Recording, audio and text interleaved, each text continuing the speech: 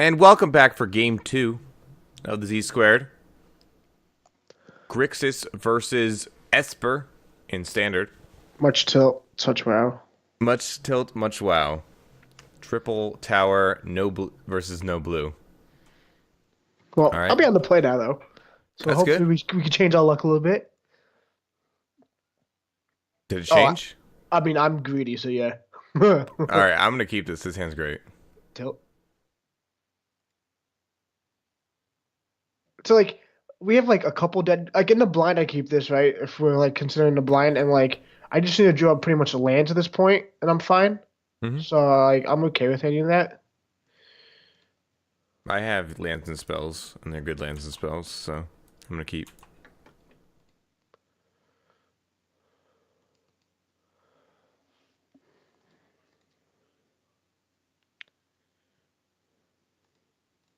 Got the old Evolving Wilds. Ooh, that was a good draw. I mean, not really because we need a land, but like that could be good draw when we need it. I will go get a island.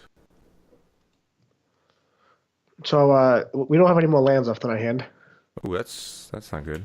No, no, no. So I'm gonna get a Aether Hub and pass the turn. Oh boy. Right, we're We've, gonna we've had pass. basically the exact same start. My island is better than your island. It's debatable. So like I know, yeah. So I could play this card, but I think potentially better to hold this one up. I don't mind being on the draw at this point. 'Cause that's all I'm pretty much doing. I think I just get the another anticipate here.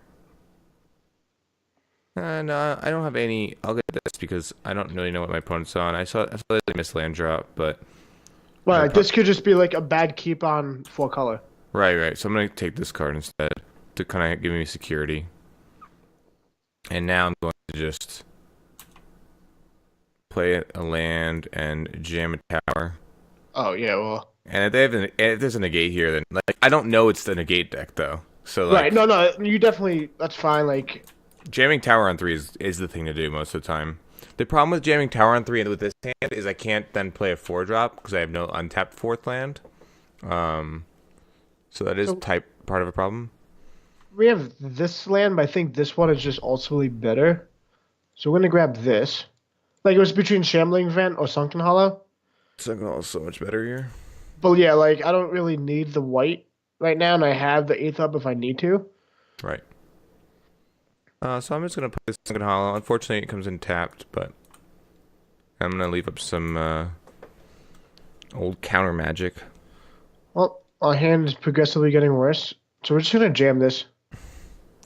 So unfortunately, I do not have the answer. So that's going to resolve. Yes, But I'm going to anticipate. that's fine. Resolves. Gonna grab this land.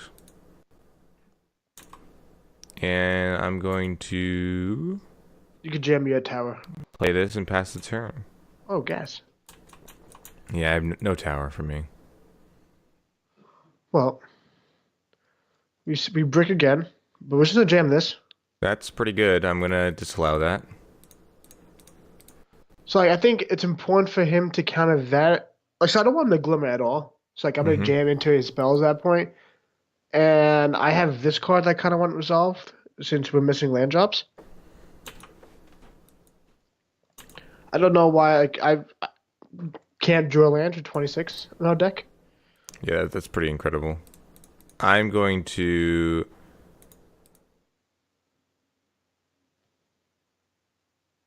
knowing I'm against like a tower deck, I'm gonna leave up this land.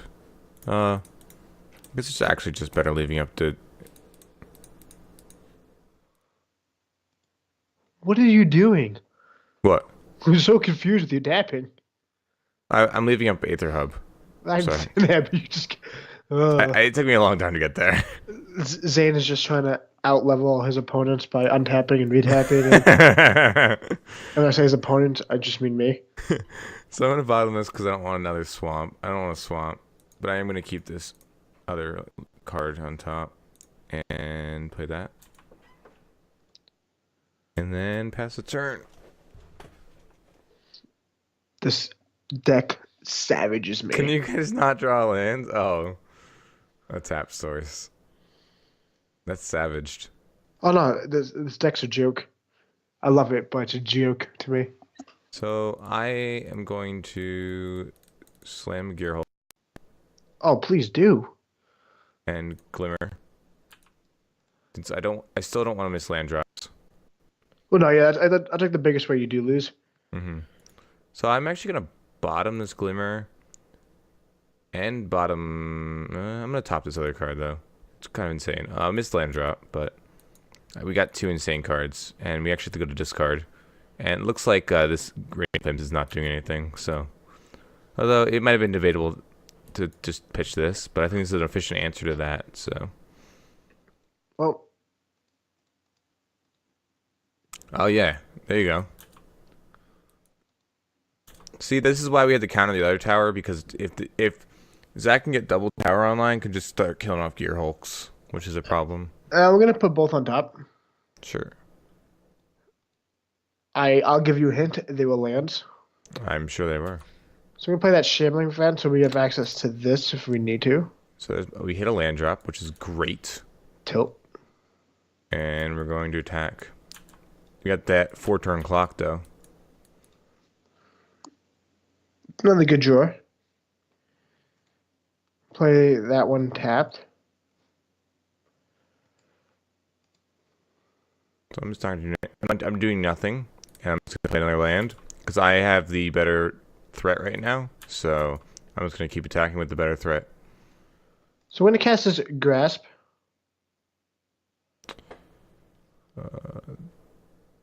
That with counter backup as well. I think I'm just going to slam this. You played your land already? Mm-hmm. Yeah, it resolves. It's fine. Disallow.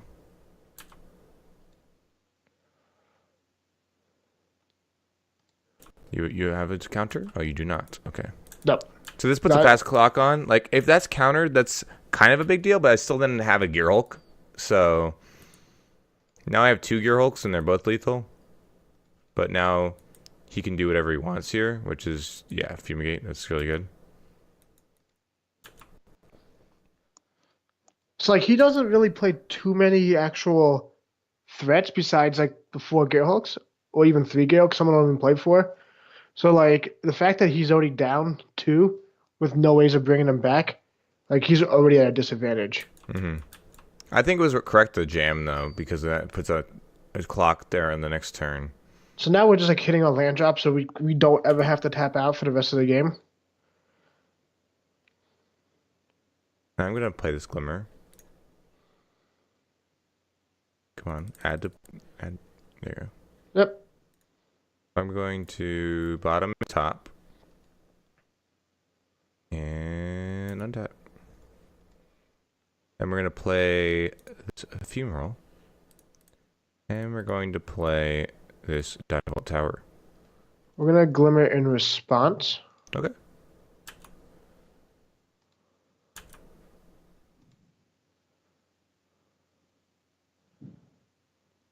We're gonna bottom this top one. Probably gonna bottom both actually. Yeah, that's great. We're going to pass the turn.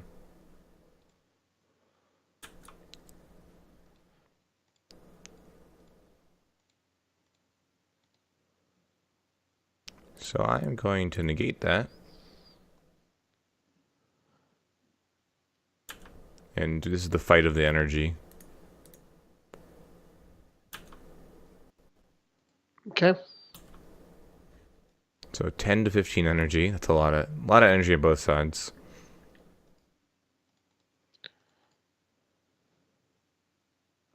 It's gonna resolve. So you're gonna get back your anguish on making, get rid of my tower, I assume. Yep.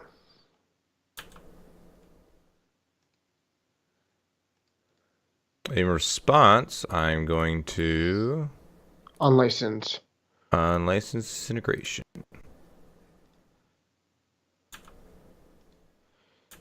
Yep, can't do much about that though. And then now down to 6. 3. Or 3, that's what I meant. I meant significant. And now this Fumarole cannot get in. You can only get in for 1 damage. But another unlicensed disintegration just ends the game Or you need an artifact. with an artifact.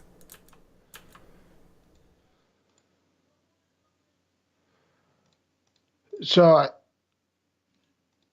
I think we just have to actually animate this. Sure.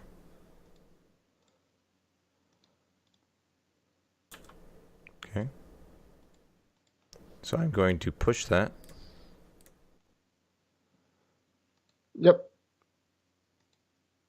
So that's the least risky play for me because I have a lot of removal spells in hand. I can do that without much risk. And then I'm not gonna start poking yet. Cause I could start poking with the Fumarole.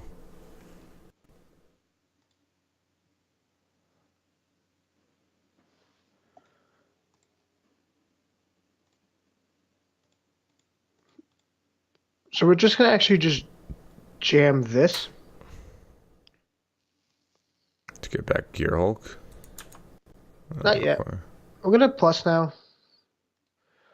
This also kind of maybe incentivizes him to attack with this Wandering Fumarole at it to kill it. This is an opportunity where I have to. I think I have to jam this because I'm too behind because there's a tower and a Liliana. So I'm going to Glimmer of Genius. Think in response. Okay.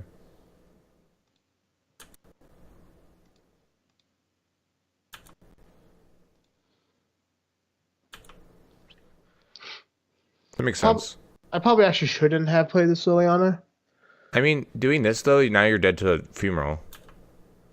Yeah. And I'm gonna bottom that and top that, and now we're gonna win with the Funeral.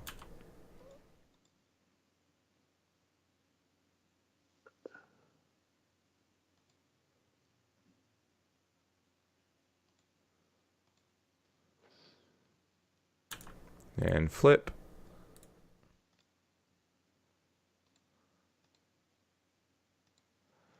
So with that to counterspell. And we have Counterspell.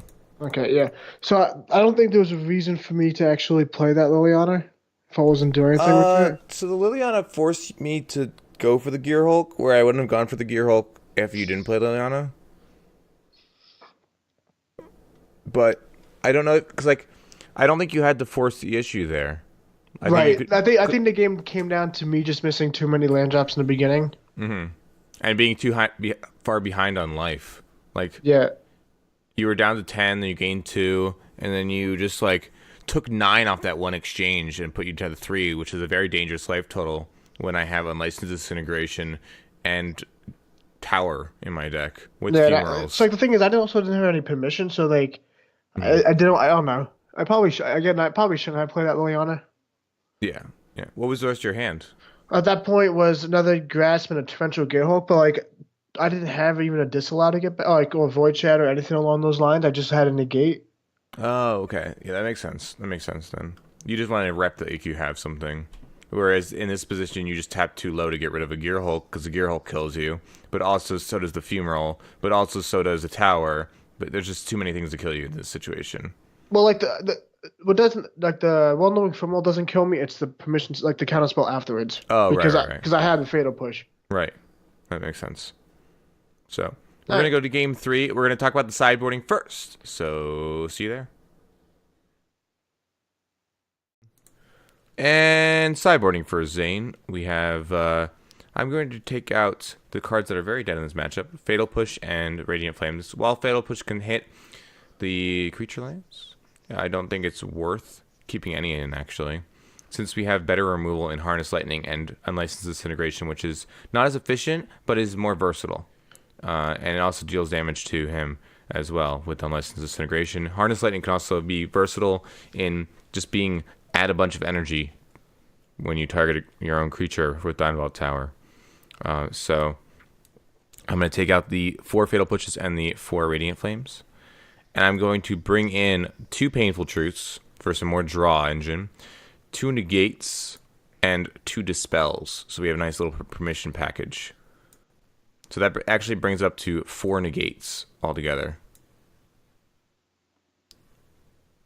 And I did consider bringing in the siphoners, but I don't think there's anything I really want to take out enough to bring in those siphoners. So that's going to be my sideboarding, and we'll see what Zach does. Well, we're here to sideboard with the Esper deck, and we need to rally, so we have to sideboard well here.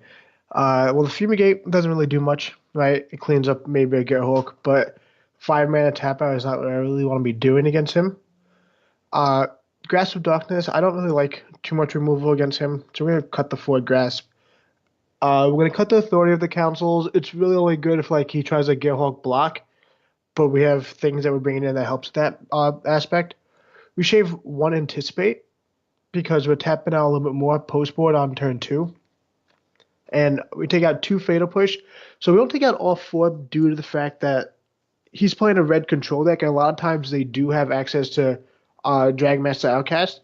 So we want to be able to kill those efficiently with 1 mana.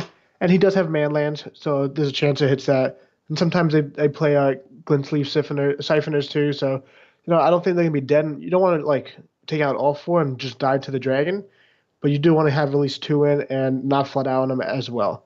So we're going to take out those 9 cards. We're going to be boarding in 3 Spell Queller as pretty much more like of a creature. We go heavy creatures post board, right? So this also counters its very productive creature. Thalia is great against him because it does the same thing as Authority does when it comes to him blocking with a Gerhulk potentially, but also most of his lands are dual lands, just as mine are as well. So we want to make sure he slows down his mana base a little bit. Also, Butcher's Evolving Wilds. Oh, I mean, completely destroys that card. That card's useless. We're gonna bring in the 4 Glintsleeve because we're gonna anticipate that he loses some of his removal, and a 2/1 for 2, especially on the 2/1, 2/1 for 2 on the play. That's like almost a Phyrexian Arena in this deck is great. And if he has to kill that, then he's also not really progressing his board as well and holding up permission spells and or counter spells. And we're gonna bring in a 3rd negate, so we have 5 hard counters against him essentially, with Spell Queller as well. So that's gonna be how we board.